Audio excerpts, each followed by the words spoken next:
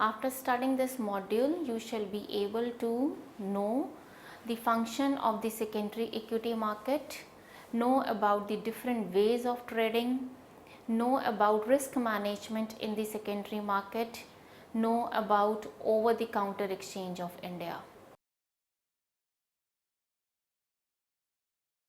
Stocks available for the first time are offered through the new issue market.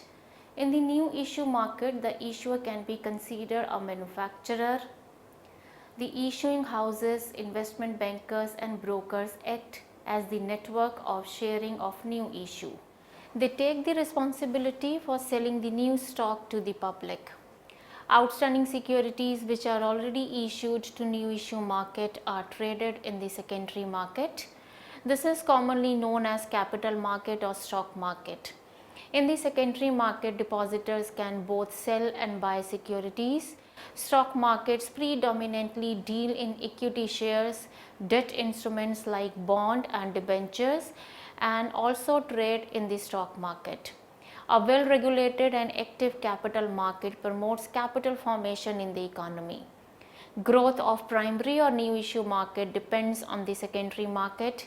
It is true that the health of the economy is reflected in the growth of the stock market. Functions of a secondary market. Main functions of a secondary market, and these are: maintain active trading. As shares are traded in secondary market, it enables investors to buy and sell securities. The prices may be different for each security.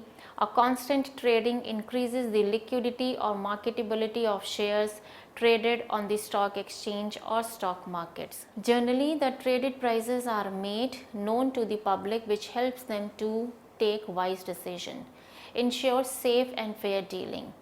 The rules, principles and bylaws of stock exchange provide a measure of safety to investors. Transactions conducted under competitive conditions ensure that investors get a fair deal. Aid in financing the industry. A continuous market for shares provides a favorable climate for raising capital. The negotiability and transferability of the securities help companies to meet their long-term fund requirement. It stimulates capital formation. Disseminate information. Stock exchanges provide information through their various publications. They publish share prices traded on a daily basis along with the volume traded. The directory of corporate information is useful for investors' assessment of the companies. Act as performance inducers. The prices of stocks reflect the performance of traded companies. This makes corporates concerned with their public image and encourage them to maintain superior performance. Facilitate self-regulations. The stock exchanges monitor the integrity of the members, brokers, listed companies and clients. Continuous internal audit maintains investors beside unfair trade practices. The arbitration committee of the stock exchanges help to settle various disputes that take place between a client and broker or disputes among brokers. Market segments of a secondary market. The secondary market has the following three segments. The capital market segment is the first segment where equity, preference shares and warrants are traded. In the wholesale debt market segment, state and central government securities, treasury bills, PSU bonds, corporate debentures, commercial papers, certificate of deposits, mutual funds are traded. Third segment is the futures and options segment where derivatives based on equity and indices are traded. Index options, index futures, stock option and stock futures are bought and sold in this segment. Ways of trading.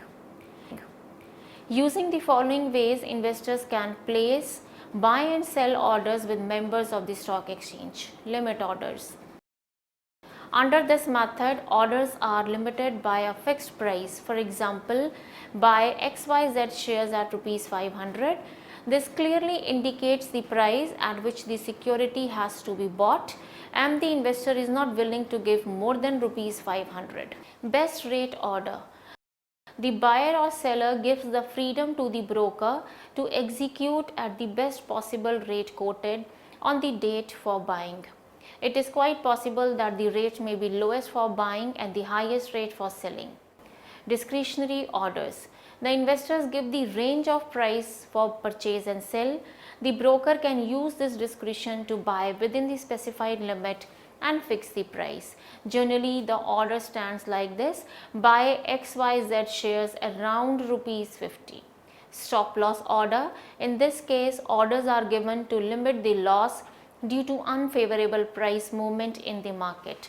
The order specifies a limited waiting period. The seller authorizes brokers to sell shares if the price falls below the limit to prevent future loss. The order stands like this: sell XYZ shares of PQR Limited at rupees 50, stop loss at rupees 45. Online trading meaning and procedure. It means the purchase and sale of stocks on the internet. All stock exchanges offer this online trading facility. Earlier, trading used to take place in the trading halls. In online trading, the investors can access information through websites and then places orders through the broker internet based order routing and trading engine. These orders are routed to the stock exchange without manual interference and then giving effect. All the players in the security market like stockbrokers, stock exchanges, clearing corporation, depositors, DPs, clearing banks are electronically linked. The information flows happens in real time among them. These orders are routed to the stock exchanges in seconds. Many security trading agencies provide online trading facilities to their client homes.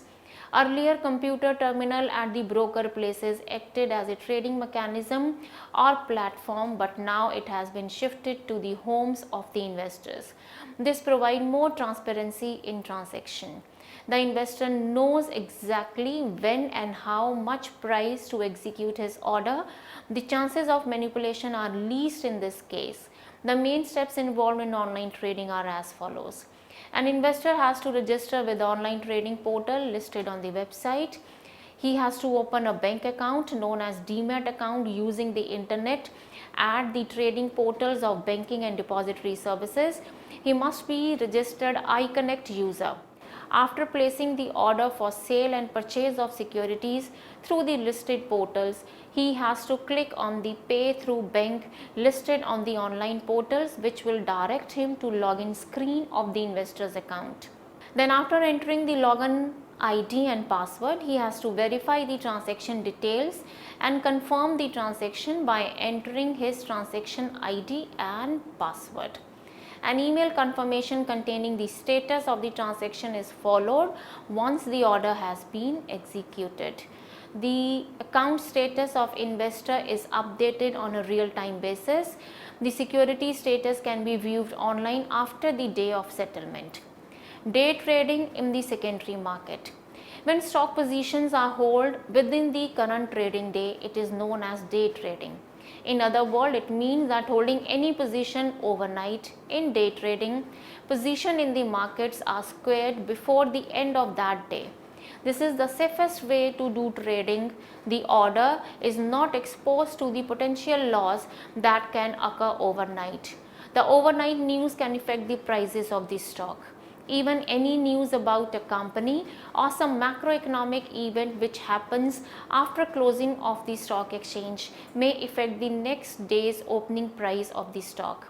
So, a day trader typically buys and sells securities several times a day and closes out all his positions at the end of each day. His main objective is to capitalize on price movement within one trading day. Therefore, he can hold a position for a few seconds or few minutes but not overnight.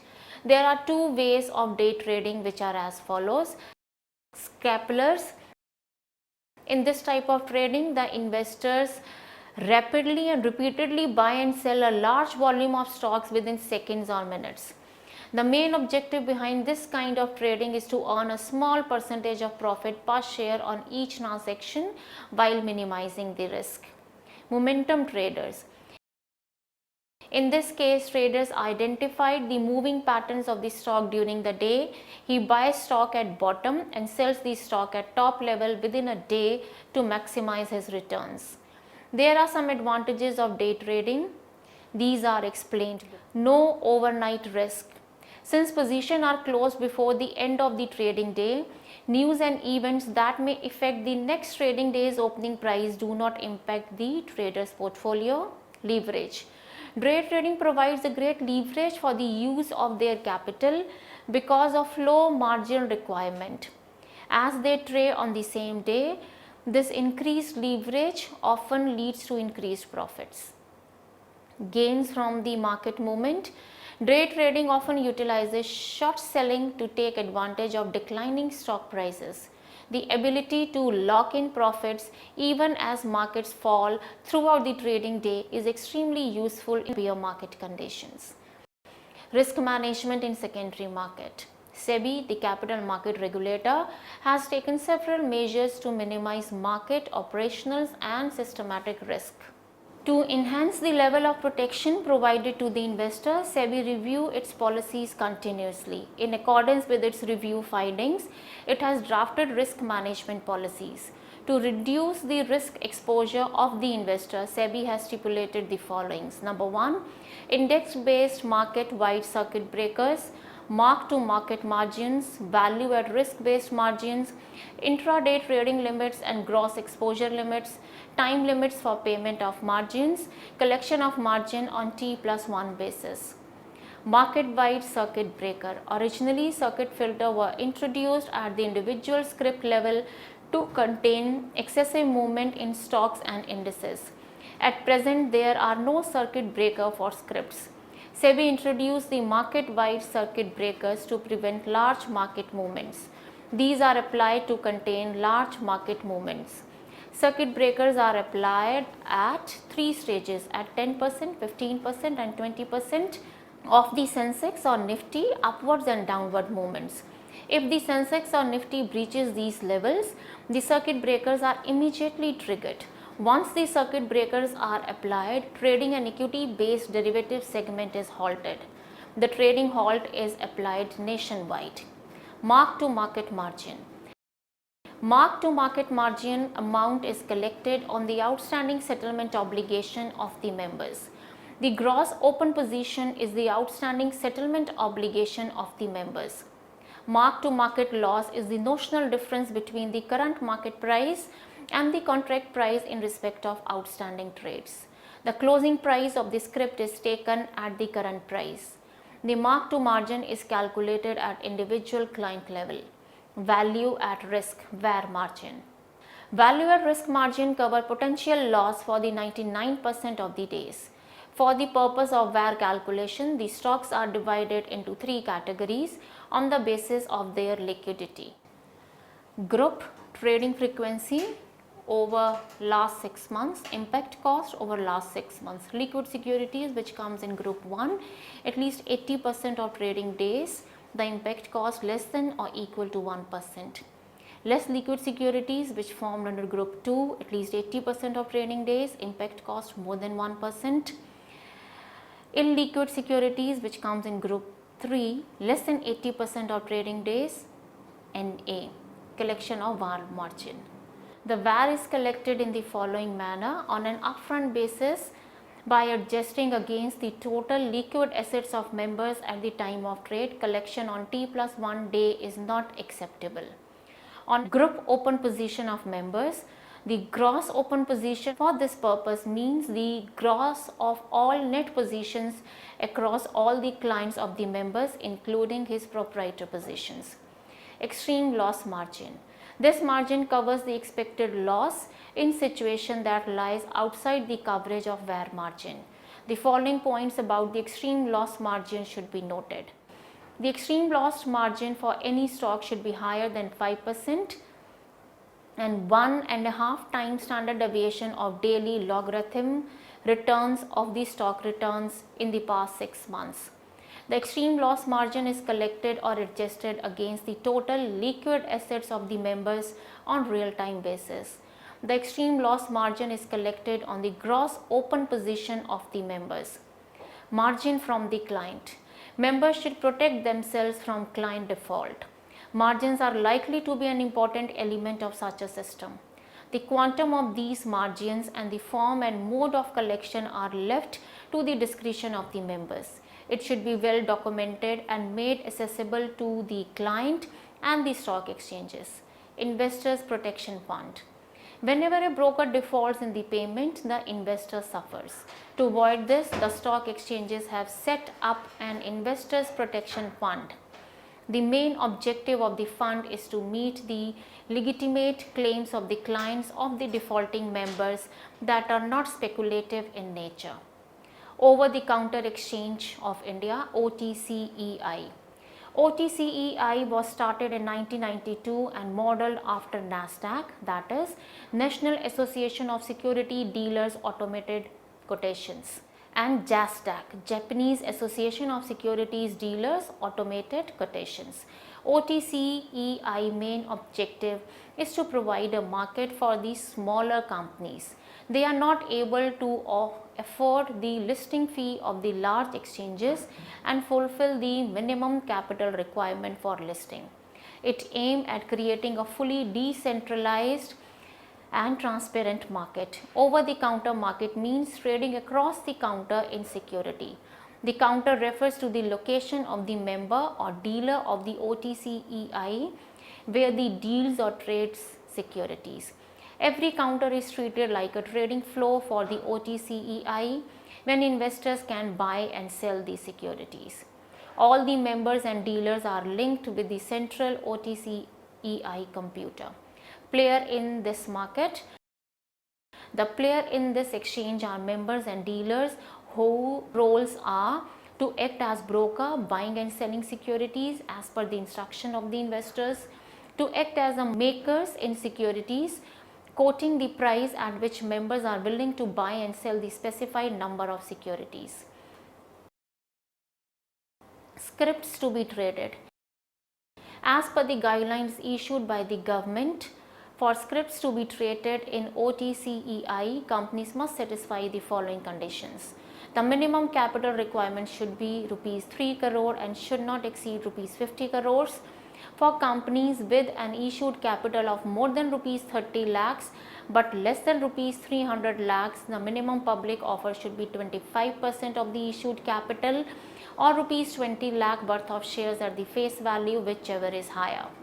Companies with issued capital of more than Rs 30 crores must comply with the listing requirement and guidelines that are applicable to such companies in other stock exchanges.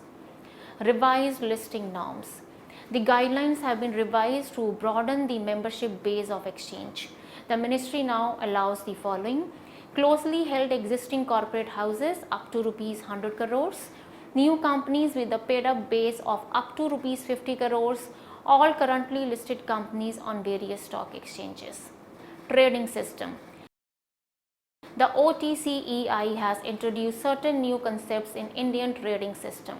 Screen-based nationwide trading known as OTCI Automated Securities Integrated Systems, OASIS, market making, sponsorship of companies, trading in share certificate, short selling, demat trading through National Securities Depository Limited for convenient paperless trading, tied up with National Security Clearing Corporation Limited for clearing. Summary. Stock markets predominantly deal in equity shares. Debt instruments like bonds and debentures are also traded in the stock market. A well-regulated and active capital market promotes capital formation in the economy. In online trading, the investor can access information through websites and then place orders through the broker's internet-based order routing and trading engine. SEBI has taken several measures to minimize market operational and systematic risk.